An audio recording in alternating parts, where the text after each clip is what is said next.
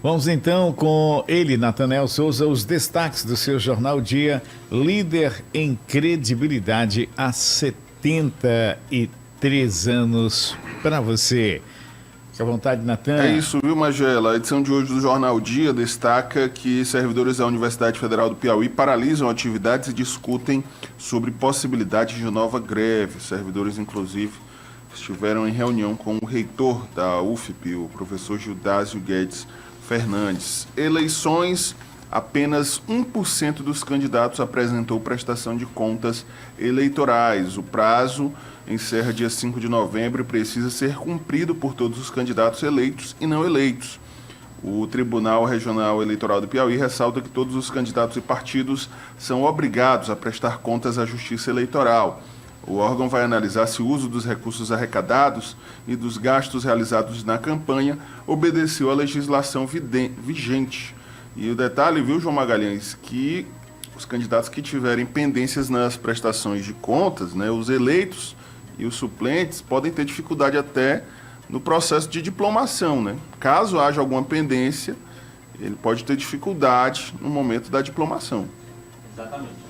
De contas, ela é obrigatória para o candidato que foi eleito, para o candidato que não foi eleito, enfim, para todo mundo. Participou do processo eleitoral, tem que fazer prestação de contas. Não recebeu nenhum centavo, então tem que entregar o documento explicando que não recebeu e não gastou nenhum centavo na campanha.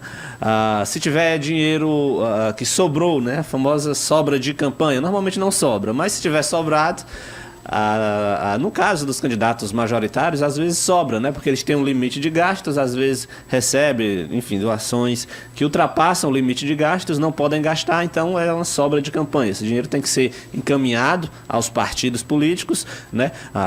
Mas tudo tem que estar na prestação de contas. E, como você bem disse, Natan, político que não prestar contas, ele se prejudica tanto para efeito, né, caso ele foi eleito, corre o risco de não ser diplomado, assim como também para as próximas eleições. Se ele foi candidato agora, não prestou contas, vai ter dificuldade com a Justiça Eleitoral. Então, daqui a 2 ou daqui a 4 anos, quando ele for registrar a candidatura novamente, ele não vai conseguir. Então, é bom toda a classe política ficar atento. Ainda tem prazo, mas por enquanto um percentual muito baixo, 1,8% dos 10.500 candidatos que concorreram às eleições no Piauí neste ano. E aí, João, tudo isso acaba também contribuindo para aquela morosidade que a gente sempre fala no processo de julgamento das contas, né? Os candidatos demoram a entregar, o tribunal recebe aí já na reta final do prazo um volume bem maior e aí vai demorando para analisar essas contas. Às vezes chega quase na outra eleição e as contas do candidato ainda não foram julgadas, né? É importante que os candidatos também se atentem a isso, né? Porque quanto mais cedo ele enviar a sua prestação de contas, em tese, mais cedo essas contas vão ser julgadas e ele vai ter aí todas as suas certidões de quitação junto à Justiça Eleitoral. Isso aqui em Teresina, a diplomação deve ocorrer no dia 18 de dezembro, né? A diplomação é dos eleitos, dos suplentes, enfim. A diplomação é o ato que, o nome já diz, né? Entrega o diploma ali para aquele que foi eleito, dizendo que ele está pronto para assumir o cargo, para tomar posse do cargo no dia 1º de janeiro de 2025. Então é bom, né, que os candidatos juntem aí, junto às suas assessorias, né, de contabilidade, assessoria jurídica, corram aí para entregar essa prestação de contas, senão depois, com certeza, vão enfrentar problema com a Justiça Eleitoral. Mais um destaque da edição de hoje, viu? Um encontro entre o prefeito de Teresina, Silvio Mendes, prefeito eleito, e o prefeito eleito de Timon, Rafael Brito. Na pauta, mobilidade urbana e a construção de uma nova ponte entre os dois municípios, né? Uma nova ponte sobre o Rio Parnaíba, para desafogar, né, esse fluxo de veículos e pessoas diariamente entre Teresina e Timon, Timon-Teresina. A nossa audiência, inclusive, em Timon, né, cobra muito soluções para esse problema. Muita gente que mora em Timon trabalha em Teresina e vice-versa, né? As pessoas precisam fazer esse deslocamento, João e Magela, e cedinho da manhã já sofrem essa dificuldade, né? São apenas 3 pontes: a ponte metálica, a ponte da amizade, né? A ponte José Sarney, conhecida como ponte da amizade, e a ponte da tabuleta, né?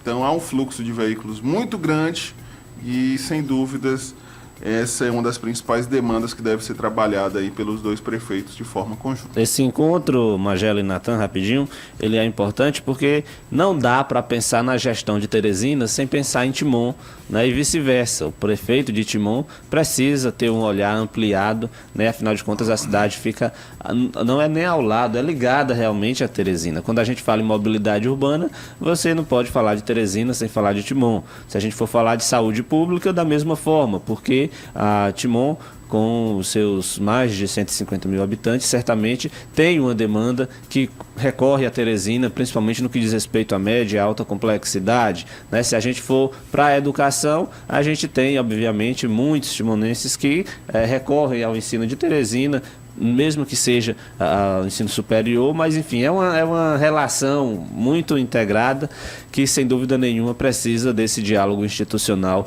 entre os dois prefeitos, e ainda bem que ele ocorreu ontem, porque de certa forma já dá uma agilidade na solução desses problemas. Agora eu também queria destacar, Natan, ainda sobre o prefeito eleito. Você conversou, né? Também acho que o Ezequiel Araújo conversaram com o vice-prefeito eleito, Jeová Alencar.